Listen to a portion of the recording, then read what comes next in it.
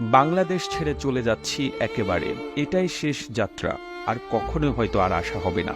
২০ বছর বয়সে নিজের পরিবারের জন্য এবং নিজের ভবিষ্যৎ সুন্দর করার জন্য জার্মানিতে পাড়ি জমিয়েছিলাম। আজ থেকে ঠিক ১৫ বছর আগে ঢাকায় দুটি ফ্ল্যাট কিনেছিলাম আমার নিজের টাকায়। একটা আমার মায়ের নামে আর একটা আমার স্ত্রীর নামে। আমার মা আবার ফ্ল্যাট আমার ছোট ভাইয়ের নামে লিখে দিয়েছে। দেশে আসার পর আমার ছোট ভাইয়ের ফ্ল্যাটে আমার জায়গা নেই। তাকে আমার টাকা দিয়ে পড়াশোনা করিয়েছি। সে এখন ভালো জব করছে। আর আমার স্ত্রী আমার কেনা টাকা দিয়ে ফ্ল্যাটে আমাকে ঢুকতে দেয়নি। আমাকে দরজা থেকে কুকুরের মতো তাড়িয়ে দিয়েছে। সে আমাকে তালাক দিয়েছে বিনা কারণে।